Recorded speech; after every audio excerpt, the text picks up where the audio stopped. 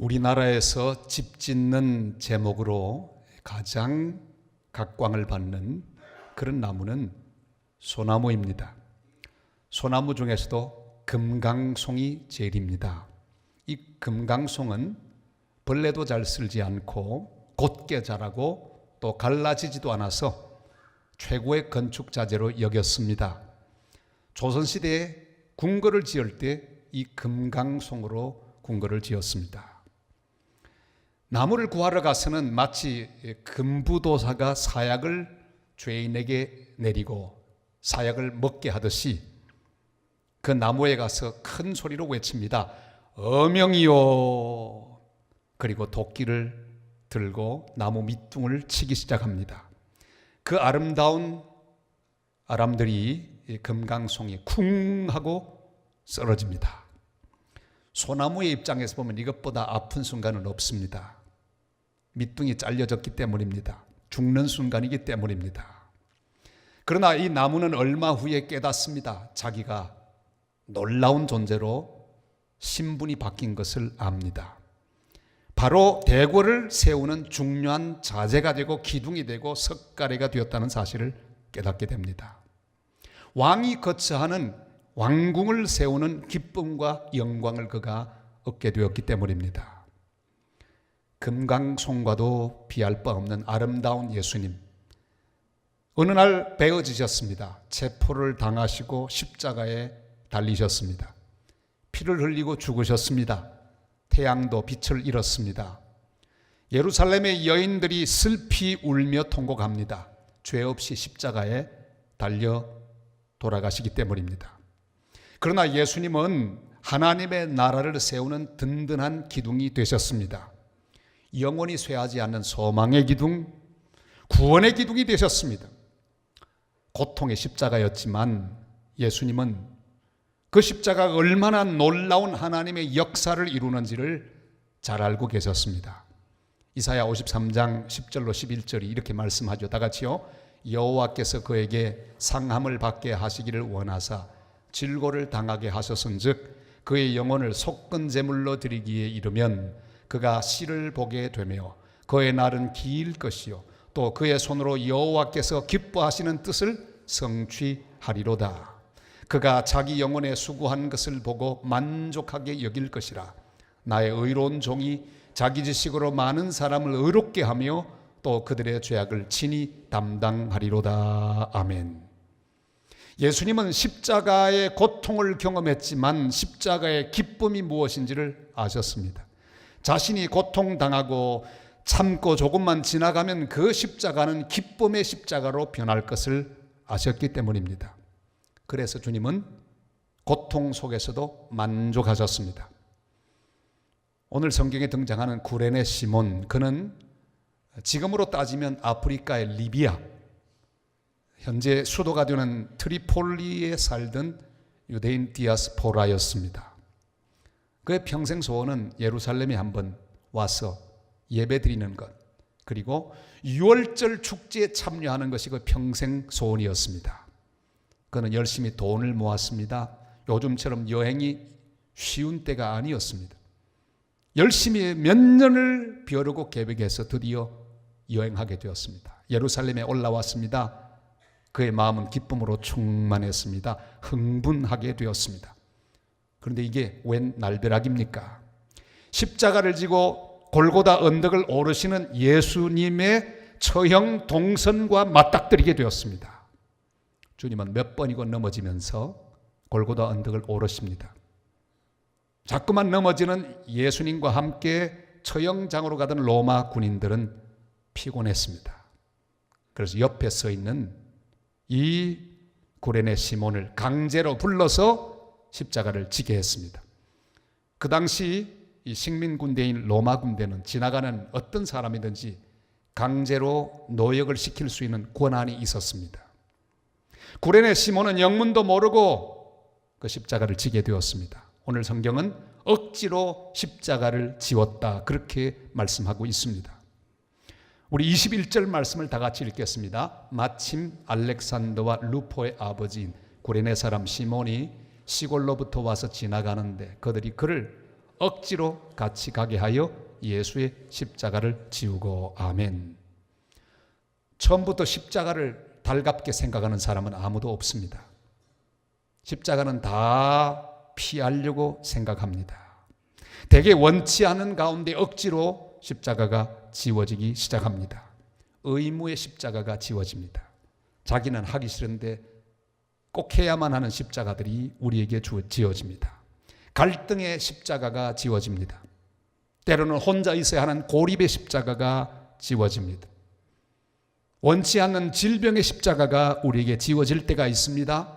가난의 십자가가 다가올 때가 있습니다. 오해의 십자가, 누명의 십자가, 절박함의 십자가가 우리에게 지워집니다. 성경 속에 많은 인물들이 그런 경험을 했습니다. 아브라함도 그랬습니다. 고향에서 따뜻하게 재미있게 소시민의 행복을 누리고 살 수 있는 아브라함이었습니다. 편히 살고 있었습니다. 그런데 갑자기 하나님께서 말씀하십니다. 네 본토 친척 아비 집을 떠나 내가 네게 지시할 땅으로 가라. 무거운 십자가였습니다. 그러나 그는 그 십자가를 지고 떠날 수밖에 없었습니다. 사도 바울도 마찬가지입니다. 그 당시 특권층이었습니다. 요즘 말로 말하면 금수저였습니다. 모든 면에서 가질 것을 다 가진 존재였습니다. 그런데 바울이 예수님을 만난 이후로 그만 그 금수저가 흙수저로 바뀌고 말았습니다. 모든 기득권을 다 잃어버린 존재가 되고 말았습니다. 무거운 사명의 십자가가 그의 어깨에 지워졌기 때문입니다. 야곱도 방황의 십자가를 졌습니다. 요셉도 배반의 십자가를 졌습니다. 오늘 본문에 구레네 시몬 참 억울했습니다. 얼마 만에 벼르고 불러서 왔던 여행인데 이런 불행이 있을까? 전혀 예상하지도 않았던 그냥 뒤집어 씌워진 십자가였습니다. 그러나 이 십자가에는 비밀이 있습니다. 바로 예수님과 같이 가게 하는 십자가입니다. 그 십자가를 지고 따르면 예수 그리스도와 함께 가는 길이 되고 주님 가까이 나가는 길이 된다는 사실입니다. 오늘 말씀은 그렇게 기록하지요. 억지로 같이 가게 하여 라고 말씀하십니다. 이것이 십자가의 신비입니다. 우리 인생에 주어지는 모든 종류의 십자가는 주님 곁으로 부르시는 주님의 초대장입니다. 그 십자가를 통해 우리는 주님과 더불어 함께 가는 인생을 배우게 될 것입니다. 그 주님 가까이 가는 놀라운 은혜를 체험하게 될 것입니다. 십자가는 무겁고 힘든 그런 물건입니다. 그러나 지금 내가 주님 곁에 있다는 사실을 기억해야 합니다. 십자가가 있다는 것은 바로 그 곁에 주님이 있다는 사실입니다. 내가 그 십자가를 지고 가기만 하면 나도 모르게 주님 곁에서 주님과 더불어 함께 가는 거룩한 동행이 될 수 있습니다. 주님 이렇게 우리를 초대하시죠. 마태복음 11장 28절로 30절 다 같이요. 수고하고 무거운 짐진 자들아 다 내게로 오라. 내가 너희를 쉬게 하리라. 나는 마음이 온유하고 겸손하니 나의 멍에를 메고 내게 배우라. 그리하면 너의 마음이 쉼을 얻으리니 이는 내 멍에는 쉽고 내 짐은 가벼움이라 하시니라. 아멘. 2차 세계대전 동안에 무려 600만 명의 유태인이 죽었습니다. 전쟁 이후에 그들이 살아남았습니다. 살아남은 랍비들이 어느 날 함께 다 모였습니다. 할 말이 없습니다. 그들은 전쟁 동안에 그들 민족에게 임했던 비극을 서로 나누면서 웁니다. 가슴을 칩니다. 아무리 생각해봐도 하나님께서 그들과 함께 하시는데 왜 이런 일이 있었는가 이해가 되지 않았습니다. 그래서 함께 모여서 하나님에 대해서 소송하기로 했습니다. 이것저것 하나님에 대한 죄목을 적었습니다. 하나님 왜 자기 민족 돌보지 않았을까? 왜 가스실에 죽어가는데도 가만히 계셨을까? 그래서 그들은 하나님에 대해서 이렇게 선고했습니다. 자기 자녀들이 당한 이 엄청난 일을 가만히 보기만 한 직무유기죄로 거룩하신 자는 그들의 공동체에서 즉시 추방되었음을 선포하노라. 그랬어요. 아니 랍비가 직무유기죄로 하나님을 추방해 버렸어요. 그러나 무거운 침묵이 그 방에 흐르고 있었는데 그 선고를 했던 랍비가 조용히 자리에서 일어납니다. 그리고 이렇게 말합니다. 자, 이제 우리 다 기도하러 갑시다. 그랬어요. 이게 인간입니다. 아니, 추방 선고해놓고 다시 제정신이 들어서 하나님 앞에 또 기도하러 가는 인생. 연약하지만 이것이 바로 인생의 실상입니다. 우리는 이 땅에 살면서 때로는 랍비처럼 하나님 나를 버린 것 같고 하나님이 전혀 책임지지 않고 하나님의 직무를 유기한 것 같은 느낌을 받을 때가 있습니다. 그러나 여러분, 그럼에도 불구하고 우리는 하나님을 의지하고 주님 앞에 가까이 나가야 합니다. 우리가 이해하기 어려운 십자가라도 주님이 주신 십자가임을 믿어야 합니다. 내 뜻과 반하는 억지로 지어진 십자가라도 받아들여야 합니다. 어떤 상태에서도 주께 힘을 얻어 잘 십자가를 짊어지고 주님을 따르는 복된 주님의 사람들이 다 되시기를 주님의 이름으로 축원합니다. 구레네 시몬이 억지로 진 십자가는 단순한 십자가가 아니었습니다. 그는 십자가를 지고 가다가 주님 곁에 있게 되었습니다. 그냥 십자가를 졌을 뿐인데 주님이 말하는 모든 말씀을 듣게 되었습니다. 마지막 십자가에 돌아가시는 주님의 그 아름다운 모습을 목격하는 목격자가 되었습니다. 십자가 위에서 부러지는 주님의 음성을 들었습니다. 주여, 저들을 용서하옵소서. 니와 내가 낙원에 있으리라. 강도를 향한 용서의 선포를 하는 주님의 음성을 들었습니다. 보소서, 아들입니다. 어머니 마리아를 향해 부탁하는 귀한 음성을 들었습니다. 엘리 엘리 라마 사박다니, 나의 하나님 나의 하나님 어찌하여 나를 버리셨나이까. 내가 목마르다 다 이루었다. 아버지여, 내 영혼을 아버지 손에 부탁하나이다. 십자가를 지고 갔다가 주님의 그 아름다운 모습을 다 보고 가까이에서 주님과 함께 있는 거룩한 은혜를 얻게 되었습니다. 이 주님 곁에 있었던 몇 시간, 십자가를 졌던 그 순간, 그 귀한 몇 시간은 그의 삶을 완전히 바꾸어 놓고 말았습니다. 그의 가문을 바꾸어 놓았습니다. 그의 아들들은 초대교회 중요한 인물이 되었습니다. 그의 아내는 바울이 친어머니라고 고백할 정도의 거룩한 믿음의 어머니가 되었습니다. 로마서 16장 13절을 보면 그 단서를 볼 수 있습니다. 같이 읽을까요? 주 안에서 택하심을 입은 루포와 그의 어머니에게 문안하라. 그의 어머니는 곧 내 어머니니라. 아멘. 보통이 아니죠. 초대교회 기둥 같은 존재가 되었습니다. 주님이 주신 십자가는 어떤 십자가든지 결국은 기쁨이 오게 되어 있습니다.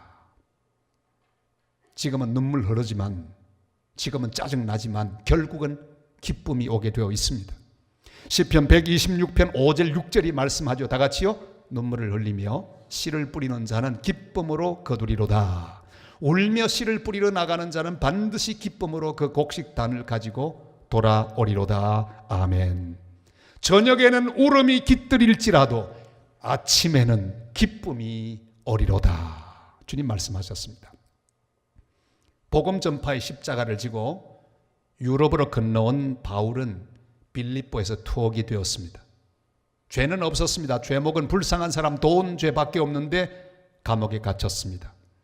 족수의 십자가는 무거웠습니다. 채찍의 십자가는 아팠습니다. 감옥의 십자가는 고독했습니다. 그러나 그 밤에 그는 기도했습니다. 그 밤에 주님 앞에 간절히 기도하는데 응답이 임했습니다. 그 응답이 어떻게 임했을까요?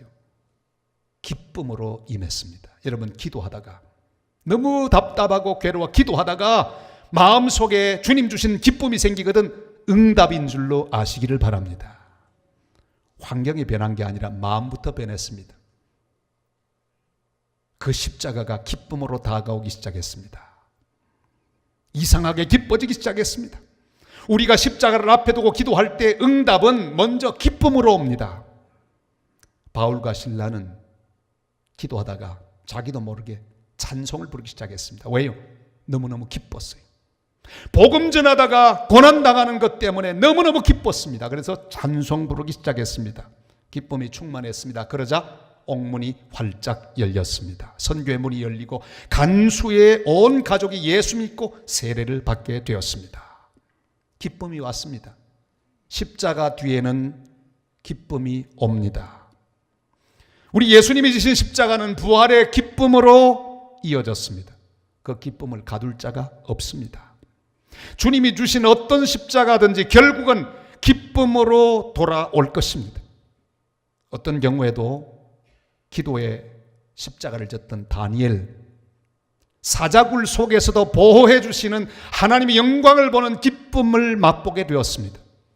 하나님 외에는 어떤 신도 섬기기를 거절했던 예배 십자가를 졌던 사드락, 메삭, 아벳느고는 풀무불 속에서도 동행해 주시는 하나님 임재를 경험하는 기쁨을 체험했습니다.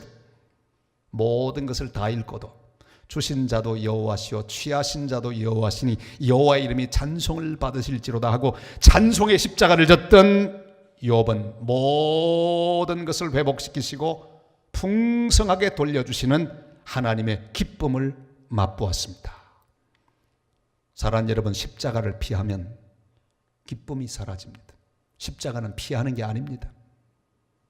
십자가를 앞에 두고 도망가면 그때부터 내 인생은 잘못되기 시작합니다. 십자가는 짊어지라고 하나님이 주신 것입니다. 아무리 고통스럽고 힘든 십자가이지만 내가 짊어지면 기쁨이 올 것입니다. 이렇게 십자가를 지면 기쁨이 온다는 사실을 안 성도는 무엇을 해야 합니까? 즐거운 마음으로 십자가를 져야 합니다. 로마서 5장 3절 4절 이렇게 말씀하죠. 다 같이요. 다만 이뿐 아니라 우리가 환난 중에도 즐거워하나니 이는 환난은 인내를, 인내는 연단을, 연단은 소망을 이루는 줄 알미로다. 아멘.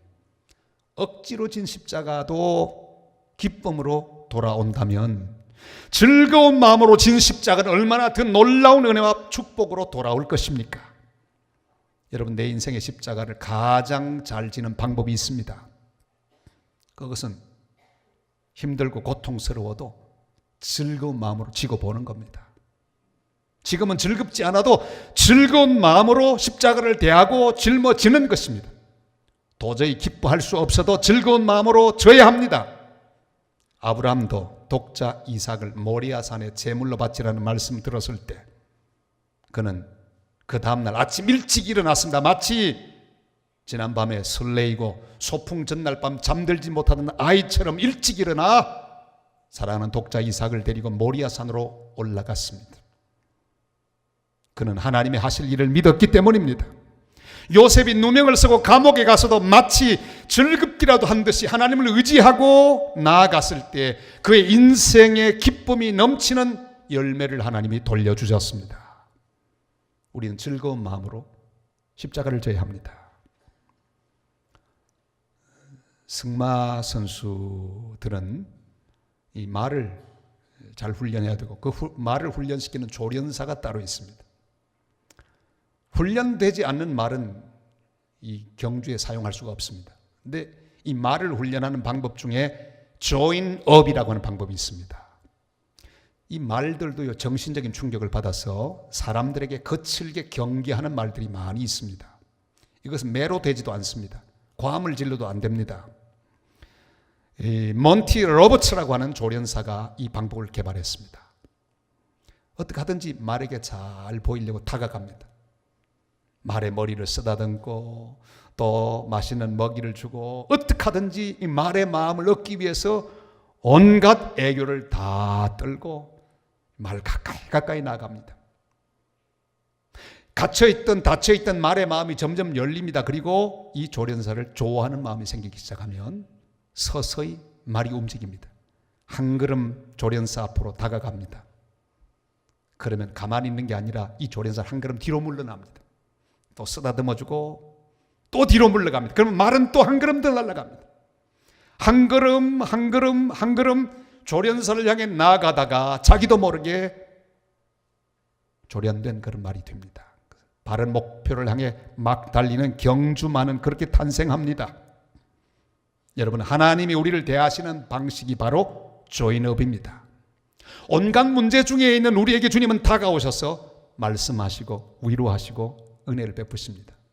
예배도 바로 그런 자리입니다. 주님이 이 시간 오셔서 한 사람 한 사람을 향해 다가오십니다. 말씀하시고 위로하십니다. 격려하십니다. 힘을 주십니다. 우리가 예배에서 해야 될 일이 뭡니까? 한 걸음 주님을 향해 나아가는 거예요. 또 한 걸음 나가는 겁니다.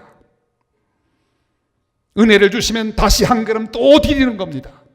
이렇게 주님이 인도하시는 대로 걸어가다 보면 나도 모르게 주님이 기뻐하시는 명마로 설 수 있게 되는 것입니다.